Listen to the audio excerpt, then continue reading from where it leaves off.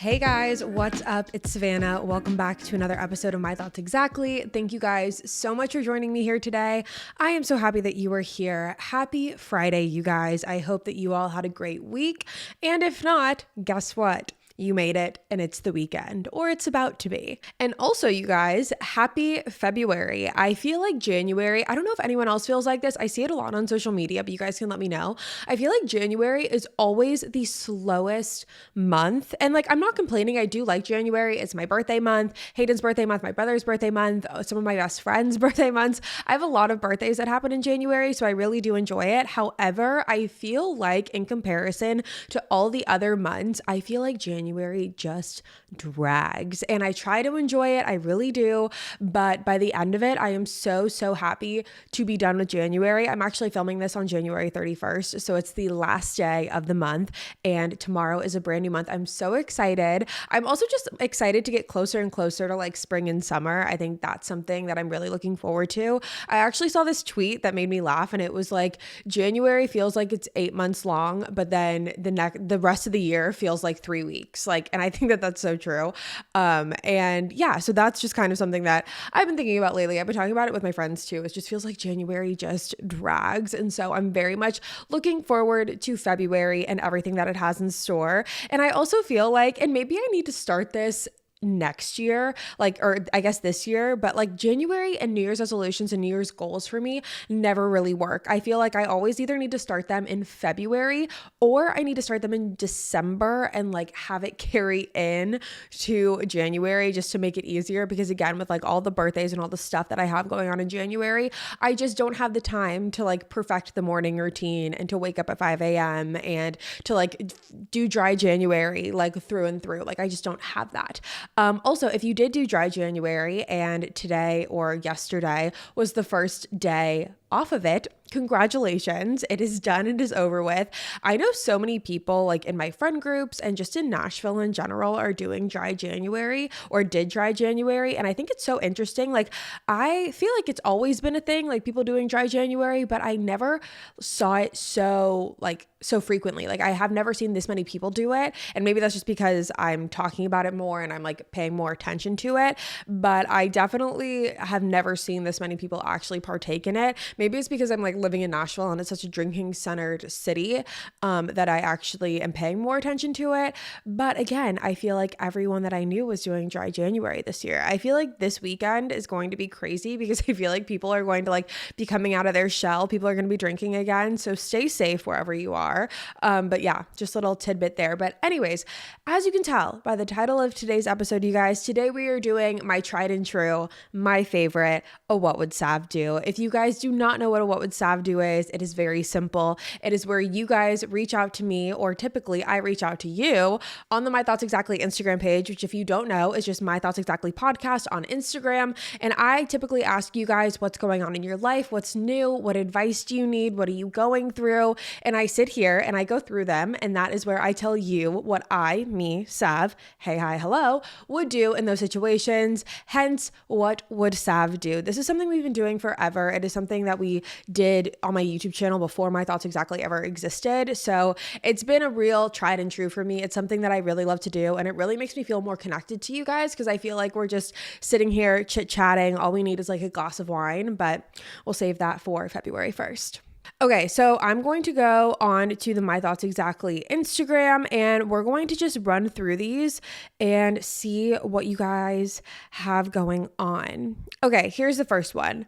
Love you. How to manifest / upkeep a healthy relationship where long distance half the time. First of all, love you too.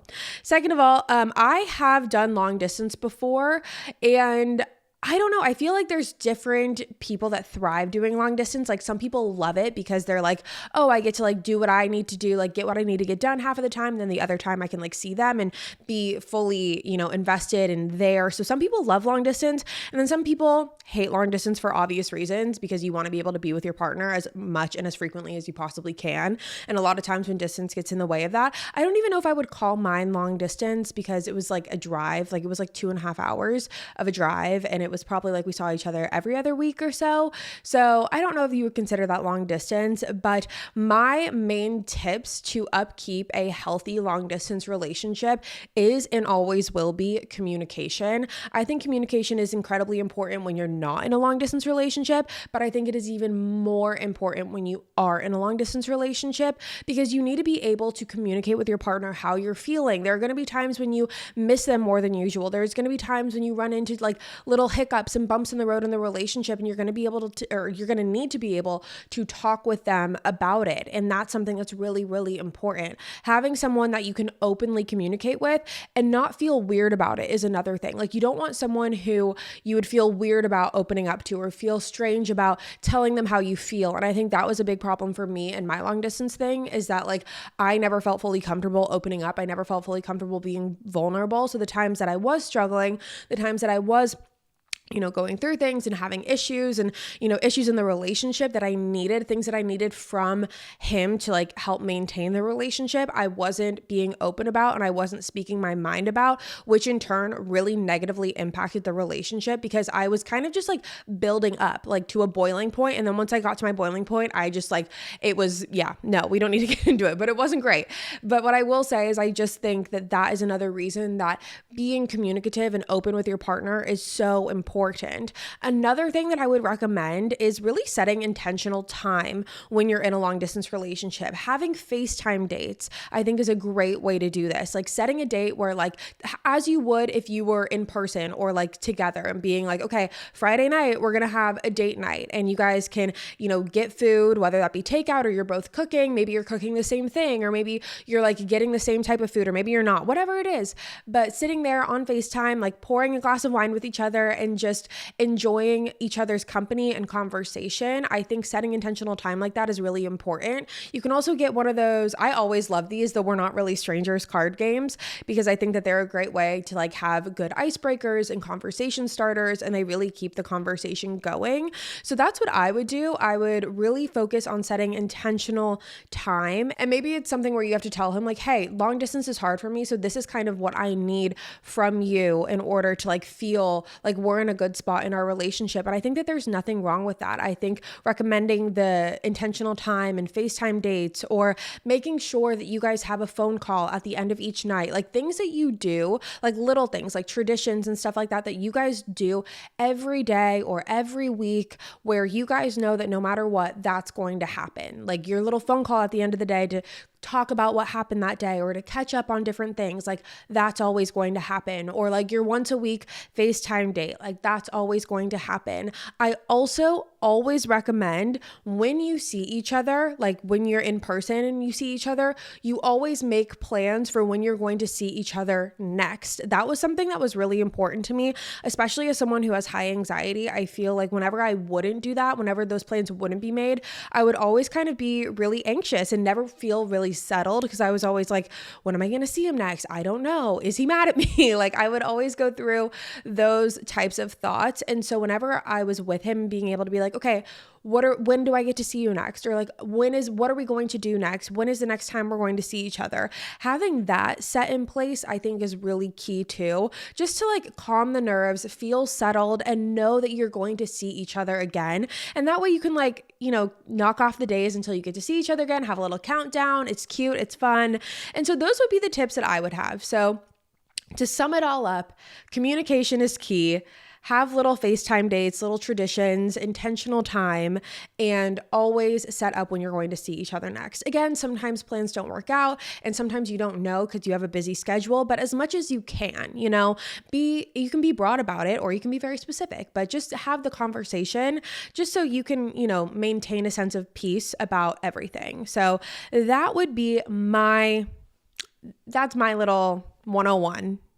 What is it? Yeah, long distance 101. Okay, next one. My coworker asked me to be their girlfriend, but hooked up with our other coworker while I was working the next day. What would Sav do? Sav would drop them. That's what I would do. I don't think that there's any reason to forgive in this situation. I feel like if this was a case of like, oh, he hooked up with the coworker prior, before we made it official, then that's different.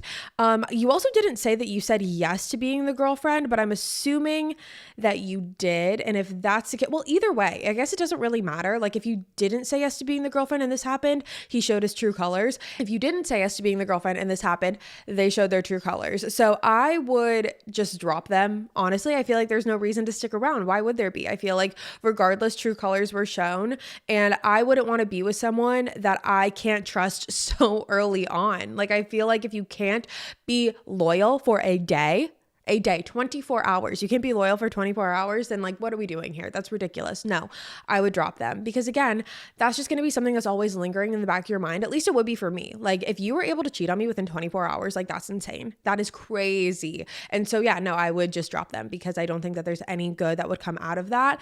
And I don't really understand, or I couldn't really wrap my head around any excuse that would make that be okay. Like any excuse where I would be like, okay, yeah, that makes sense. Even if like you didn't say yes to being the girlfriend, and they still went and did that, and they were like, oh, well, like you didn't say yes. I'd be like, okay, but like you still, okay. Like, no, that puts such a bad taste in my mouth. And again, even if like, for example, okay, I've talked about this before. I will relate this to personal, what is it called? Experience. So I've told you guys before that Hayden asked me to be his girlfriend 4 times before I said yes. If Hayden had asked me to be his girlfriend and I was like, I did what I did and I said, not yet or whatever, like I want to wait a little bit. And then the next day he hooked up with someone else, please. And that truthfully would be like, okay, that is why I didn't say yes. Or even if I did say yes at that time, it'd be like, that's insane. But again, if I didn't, it's like, okay, your true colors have been shown. You couldn't even be somewhat loyal for 24 hours because I feel like regardless of your answer, and I'm kind of assuming that you did say yes, but again, you didn't say, so I'm not sure and I'm not trying to assume. And this is while you were working the next day. They hooked up while you were working the next day. I think that's insane. If I were you, I would drop them. I don't think that you need to give any reason or any excuse. I wouldn't keep talking to them. I would just block and move on. And I know you probably have to see them at work, so that might be a little bit uncomfortable, but I would just try to avoid both him and the other coworker at all costs. Like I would just try to avoid that situation. I would just try to avoid the both of them. And again, it's not necessarily the other coworker's fault. So I don't know about that, but as far as the one who asked you to be your girlfriend, I would avoid because what the heck? Who does that? That's insane. Okay. Moving on.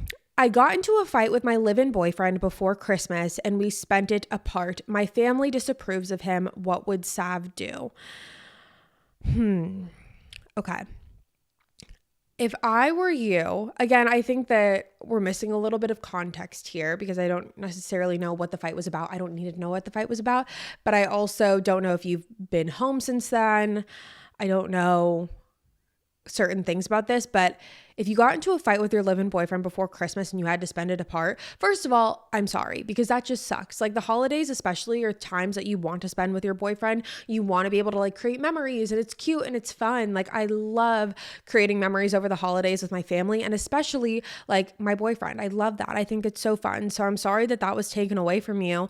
And if your family disapproves of him, here's my whole view on family and disapproval and stuff. I think that sometimes, and maybe this is just because I have a true crime podcast and I see certain things about families disapproving boyfriends or girlfriends, but a lot of times that has to do when abuse comes into play. And I think when abuse comes into play, that's like when families do have every bit of right to disapprove and not want their children to be with certain people. So when it comes to that, I completely am on board 100%. When it comes to families just not liking boyfriends because they're not who they necessarily would pick for their kids, that's when I have a little bit more leniency because I know I've definitely been in situations too where I love my family to death, but they have not necessarily approved of every person that I've been with, but they've always given me the grace and the freedom to figure it out myself, which is something that I'm really thankful for them for. But my whole thing when it comes to disapproval of boyfriends or girlfriends or whatnot is that if you are truly happy like truly to your core happy, and not like spiteful happy. I know that there's some people that have bad relationships with their parents and want to stay with their boyfriends or girlfriends because they know that their parents don't like them, and it's just kind of like a twisting the knife kind of thing. So put that aside. But if you are truly to your core happy and you believe that the person that you are with actually treats you well, then I think that is all that matters, truly. I really feel like life is so short, and I feel like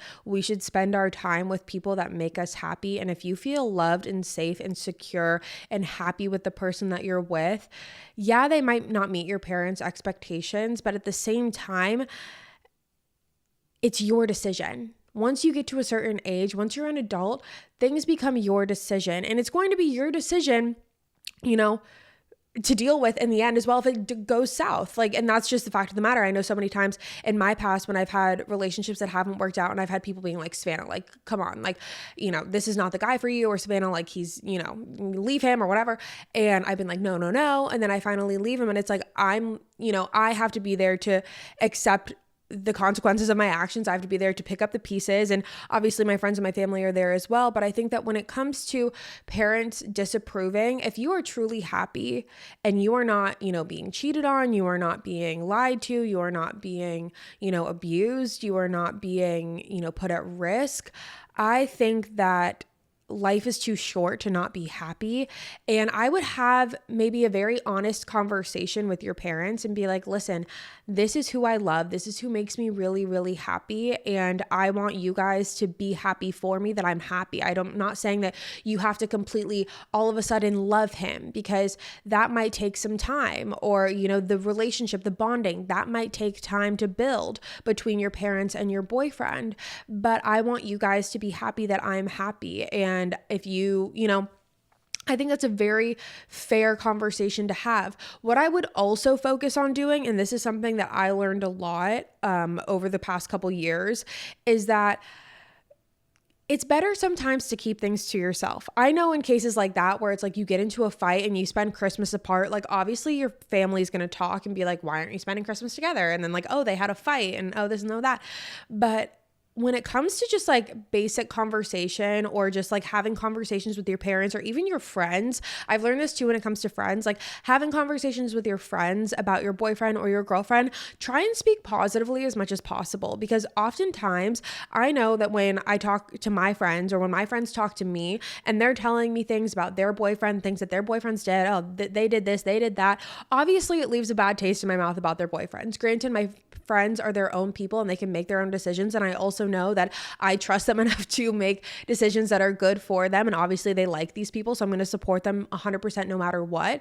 But what I think is really important is also just speaking things positively. When you're constantly, I'm not saying you're doing this, but I'm just saying that this is I think a good piece of information to just keep in the back of your mind, is that the more positively you speak about your partner, the better that they are going to seem and come off as to the people around you. So even if you're not really having a conversation with your parents necessarily, or even if it's with your friends or your siblings or whatever, just being oh yeah, saying the nice things that they did, oh, they got me flowers, or oh, they're taking me on a date this weekend, or oh, they said they love my outfit, or oh, little things like that. Because I think that those little things go a long way. If the people around you can see that the person that you're with is contributing positively to your life, I think that's really, really important. Because oftentimes I think it can be really tunnel vision and really just oh, I don't like them, and they're not good enough for my daughter, and they're not good enough for this, and they're not good enough for that. But little things like that are always going to help the situation. And I will end this. I feel like I'm rambling at this point, so I will end it with saying this. And this is something that my dad told me a very long time ago, and it always stuck with me, is that he said that, it doesn't matter who I'm dating, no one will ever be good enough for me in his eyes. And when he said that, everything kind of made sense. Not only did I tear up at the dinner table, because that was one of the nicest things I think anyone has ever said to me, but I also feel for so long, I felt like I know what's best for me. And like, I know, like my parents are just being harsh and like my parents are being hard on him and whatever. But then when he said that, I was like, oh, it makes sense now. Like, I get it. Like, no one is ever going to be good enough for me in his eyes because I'm his daughter. Like, you are their most precious, prized possession. So try and give them a little bit of slack too when it comes to that, because they just love you and want the best for you. But again, I think that that's when a good, open, honest conversation can come into play. So sorry for the novel of a response, but those are my thoughts. Okay, moving on. My aunt pressures me to get a boyfriend, and I just have bad luck getting one. What would Sav do? First of all, I don't think anyone should ever be pressuring you into getting a significant other, getting a boyfriend, whatever. Like, I think that that's nuts, if I'm being honest. I think that everyone's journey is so individual. Like, I remember growing up in high school when people are getting boyfriends, people are going on dates, and I felt so out of the loop because I was like not doing that. Like, I didn't have my first boyfriend until I think I was 21. Like, I had my high school things, but like, you know, I feel like that's different. Like, but I didn't have my first official, like, we are boyfriend and girlfriend until I was 20. So I felt very out of the loop. Like, and 20 is not even like old, obviously. Like 20 at the time, I felt like I was a late bloomer. I felt like, oh, everyone else has already had boyfriends or girlfriends or whatever. And like, granted, I had a lot of situationships. I had a lot of long-term things. Like in high school, I had one on and off for like 2.5 years. But like at the same time, I just felt like very slow in that department. Like I felt like everyone else was way ahead of the game. And what I've learned over time is that everyone's journey is so individual. It's so different. And we don't have to like be in competition. Like there's no prize at the end, if that makes sense. Like the prize is being happy. And if whatever journey you're on leads you to happiness, and like you've won. You do not need to be on someone else's timetable. You do not need to be on someone else's timeline of what works best for that. Like, oh, get a boyfriend. Like, oh, okay. You go out and get a boy. You go deal with the dating world nowadays and see if you can get a boyfriend that fast. Like dating is hard. And so also don't put pressure on yourself to be like, I'm just not having luck at getting one. Like dating is hard. It is hard out there these days. I don't have to deal with it. But what I've heard from friends and others is that like, it's hard. And even when I was single, like it was hard, like dating, putting yourself out there, being vulnerable, like having to have the what's your favorite color conversation like 27 times is annoying after a while. And so again, I just think main takeaway is do not put yourself on anyone else's timetable. It is going to happen for you. And that's something that I wish I could go back and tell myself. Like I spent so much time being so anxious about like, when am I going to get a boyfriend? Like, when am I going to do this? When am I going to do that? Because everyone else was like, everyone else is getting boyfriends. Everyone else was going on dates and doing things. And like, I never was doing any of those things. And so I was putting so much pressure on myself. And I wish I could go back and tell myself like, listen, these things are going to happen and they are going to happen to you. They're going to happen for you. You're going to have these experiences. And so until then, just live life and like love where you're at, be independent, like enjoy the time that you have now, because all of those things that you're stressed about are going to happen in due time. You just have to give it a little bit.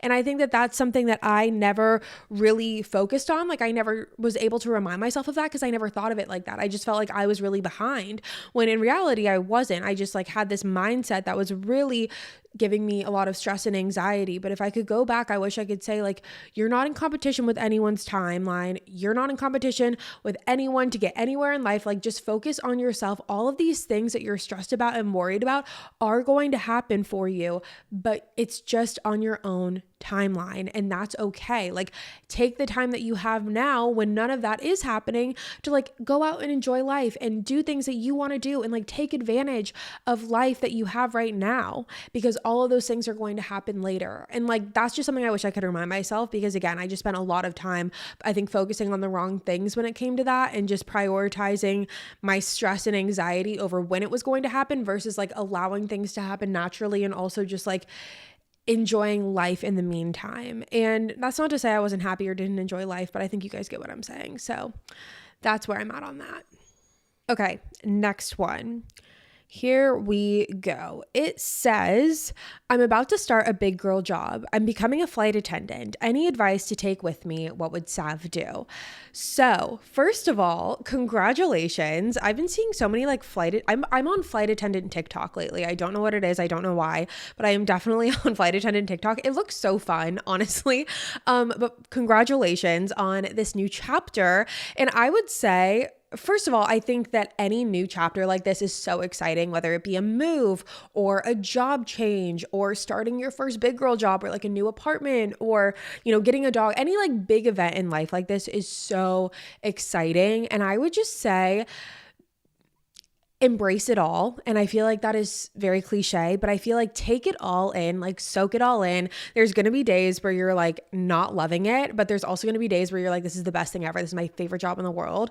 And I would just really hold on to those days, cherish those moments, and be so excited for this new chapter that you're about to embark on, because this is going to shape you in the best ways. I feel like these are really transformative years. Like when you get your first like real job, it's very, very transformative and it shapes you and it's really exciting. And I feel like this is something that you're always going to be able to carry with you. You're going to learn so much. You're going to grow immensely. And I just think that that is very exciting. So I would just go into it very open-minded, soaking everything up, just being very open about the journey that you're about to embark on. I think that again is just so exciting. And I'm really, really excited for you. And I can't wait to see how that plays out. And I think that just getting yourself ready for this new chapter of your life. And again, I keep repeating myself, but I think it's a really, really exciting time. And I think that a lot of times in life,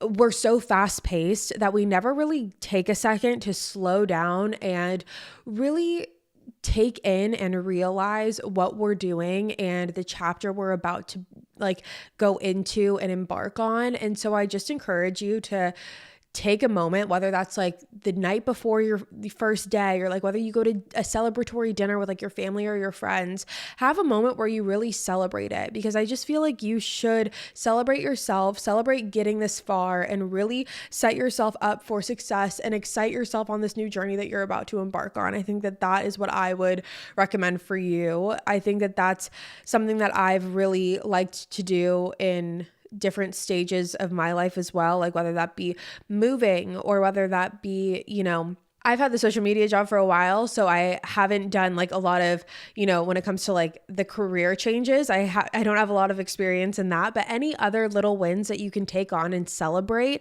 I think you should, because like I said earlier, like life's too short. So just embrace it all. And I'm really excited for you. And you're about to meet so many new people, have so many amazing experiences. Like you're going to be able to travel so much. That's so awesome. Take so many pictures. I think that that's something that we should talk about too, is just like capture all the moments, take everything in.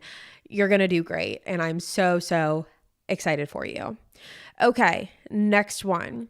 I'm going to a football match with a boy who had a girlfriend at the time that we were messaging, but we haven't spoken in months and they are no longer together. And it was his idea to go to the match. Am I a bad person? No, I don't think you are. I don't get why you would be. I mean, one could argue that talking to a boy that had a girlfriend is not the best. And I would argue that as well. I would say that, messaging a boy about going on a date who has a girlfriend, because let's face it, going to a football match together, I would consider that a date. But I think talking to someone who has a girlfriend isn't great. I think that if you haven't spoken in months and he's no longer with his ex-girlfriend and this is something that you want to do, I don't necessarily see anything wrong with it. However, I would proceed with caution, because they always say you lose them how you get them. Is that what it is? Like you lose them how you got them. And again, that's not to put any bad vibes out there for this experience that you're about to go on, but I just think that I would proceed with caution, because if I don't think you're a bad person in this situation at all, but I do think that if I were you, I would proceed with caution in this, because I think that if he's willing to talk to you while he has a girlfriend, I do think that he'd be willing to talk to someone else while he's also talking to you. And again, that's just something that you're going to have to kind of keep in the back of your head while you move forward with this, and ask yourself if that's something that you want, if that's something that you want to entertain. Do you want to be with someone who you like aren't really sure how much you can trust them? You know, I know it's the early stages and stuff, but I do think that it's a telling characteristic. So just keep that in mind. But I don't think that you're a bad person for doing that. Okay. Next one. I've been with my boyfriend for 5 months and I'm trying to figure out how to communicate my needs better. I don't want to sound clingy or high maintenance, but sometimes I feel like I'm put on the back burner when he's busy with work and that he thinks time will fix problems. I want to figure out how to compromise more as a couple and be able to effectively communicate when disagreements happen. How do you navigate these things in your relationship? What would Sav do? So I have been with many different types of people when it comes to conflict resolution. I have dated guys where when I propose something that is upsetting to me, or if I say like, hey, like, is there a way that we could work this out together? I've been with people that they throw the defense mechanisms up. I've been with people where they shut me out completely. I've been with people where they scream and yell and they have tantrums. And then I've been with Hayden, obviously. And something that I really am so proud about in our relationship is our conflict resolution skills and our solution oriented skills, because our communication is unlike anything I've ever experienced in any other relationship. When Hayden and I talk, we talk knowing that we both have the same goal, which is for both of us to be happy. We talk with the goal of knowing that we love each other. We want this relationship to work. So what do we have to do in order to do that? And I feel like when you place yourselves on an even playing field and remind yourselves that you are both coming from a place of love in this relationship, it really changes the type of communication that you have, because there's no need to get really defensive or to start yelling or get angry when you remind yourself that we're both here to accomplish the same goal. We both want to be happy in this relationship. We both love each other. So let's remove all the bullshit. And it's not effective. That's another big thing that I had to understand in past relationships, is that the yelling and the arguments and the littlest things becoming a problem, they don't need to be a problem, because once you take away all the bullshit and focus on what the true root of the issue is and how you can move forward, and once you remind yourself you both have the same goal of accomplishing it, it really makes things a lot easier, in my opinion. And so what Hayden and I will do when we come to a point where we need to talk about something or there's something going on is we both will I kind of joke about it whenever I'm with my family or my friends. I tell them that it's almost like, when you watch a movie and they show a couple's therapy scene and they're like, well, I feel like this. And I understand how you feel, but I feel like this. That's pretty much how Hayden and I get through things together, is we have those types of conversations. And I'm really lucky and happy that I'm with someone who is very level-headed and does not get angry and does not get mad. And what I've learned throughout our relationship is that, and what I've also learned about my past relationships through my relationship with Hayden, is that I was never asking too much of someone. I was simply just not asking the right people. When I was asking someone, hey, can we plan more date nights? Or, hey, I would love to spend more time with you. I don't want to be clingy, but I am kind of needing a little bit more time right now. When I tell them hey, I'm having anxiety. Can you just hang out with me? I don't need to talk, but just be there with me. I was never asking too much. And a lot of the people that I was with in the past made me feel like I was. And that's what I've learned in this relationship, is that I wasn't. I was never crazy. I was never asking too much. I was never clingy. I was never needy. I was simply expressing my needs. And that does not make me needy. That does not make me clingy. It makes me human. Because also, what's going to happen if I don't express my needs, and this is what I've also learned, if I don't express my needs, I'm going to grow resentful. I'm going to boil up. I'm going to get tense. I'm going to not be a happy human. And I'm going to get resentful when I feel like I can't express how I'm feeling in a way that is communicative and effective. Because if I can't express how I'm feeling, or if I do and you get angry with me for expressing my come on. I feel like we're grown, we're past that stage, and I'm not interested in being with someone who can't communicate effectively. So if I were you in this, relationship that you're having, what I would remind myself of several things before going into this conversation. And then I would remind him of those things when beginning the conversation. When going into the conversation, I would just start it very openly and be like, listen, I don't want to fight with you. I don't want to argue. I just want to have an open conversation about how I'm feeling, because I feel like it's really important that we communicate about this, because it's been something that I've been feeling for a little bit of time now, and I don't really know how to fix it. And I want us to get to a good place and a resolution with this moving forward. That way we can both feel better about it. And then I would go into it being like, I understand that you're really busy a lot of the time, and I'm not trying to get in the way of that or take any of that away from you. But I would also love to find a way that we can implement some more quality time with each other, just so that when you are really busy and like working a bunch, or you've got other things on your plate, I still know that I'm a priority. Because I do think right now I'm feeling a little bit left on the back burner, which I know isn't intentional, but I want to kind of address it now. That way we can find a proper way to work through it. And I do think a lot of these conversations, what's really important in them is the tone of voice that you use. I think when you come at someone in a very, harsh way, or very just cold and being like, this is how I feel, and like, we need to fix it type of deal, like, with the snaps and the claps and all of it, no one is going to be receptive to that. So I think it's really important to go into the conversation with your guard down and with your walls down, and just being like, hey, listen, like, I want to have this conversation. I love you. And it's really important that we talk about this, because I think it's going to be very crucial for the success of our relationship to have this conversation. And I just want to find a common ground with you and figure out a way that we can compromise this together. And then what I would also recommend going into this conversation is I would recommend you thinking about ways that you can have more quality time together, whether it's you guys have one date night together, like that's your thing. It doesn't matter what day, it doesn't matter what night, he can pick it, whatever works for him, because he's got the busy schedule apparently. Be like, I would love if we could do one date night a week. We can pick it to have it work with your schedule. That way you're giving options, and you're not just looking at him being like, so what do you think? Because he's not gonna probably, be as like, he's not gonna like just throw out like 5 different ideas at you at once. So I think it's important that you come with examples of what you're talking about. That way you can also continue the conversation and come to a conclusion. So that is what I would do. Okay, last one. How do you tell someone you're living with that you want to move out, specifically a grandmother who won't take it well? What would Sav do? Well, first of all, I think that it's a great thing that you are moving out, or wanting to move out, or beginning the conversation, beginning the thoughts, because I just think that always equates to growth. I think that it means that you are growing as a person, and I always think that is a good thing. So that's where I would start. So in a situation like this, I think what I would do is go into this conversation already with the pretense that you don't think that this message is going to be taken well. And I think that when you go into it with those expectations, the reality of it, if that is the reality, that it's not taken well, won't be as harsh.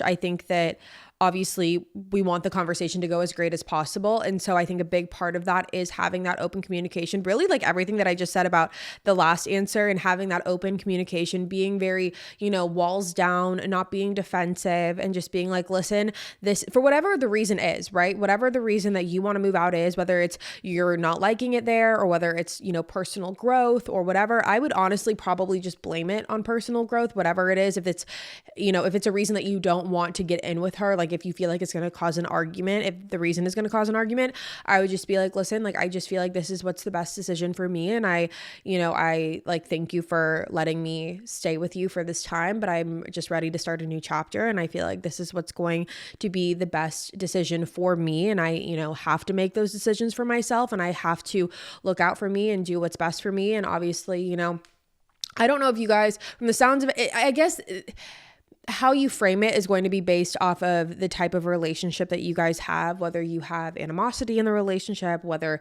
you enjoy each other, which it doesn't necessarily sound like it off of the question that you sent in. But I do think that it's important to just focus on the positives of the conversation and just keeping it short and sweet. You're not looking for her permission. And I think that you need to remind yourself that as well. Like, this is what's going to happen. Like, you've already made the decision to move out. And if you're capable and able to do that, then I don't think that there's any reason to be looking for permission. And that is something that I've also dealt with over the years, is, not asking for people's permission to do things that I can readily and like willingly be able to do on my own. I'm not looking for people's permission. I'm just letting them know what is happening.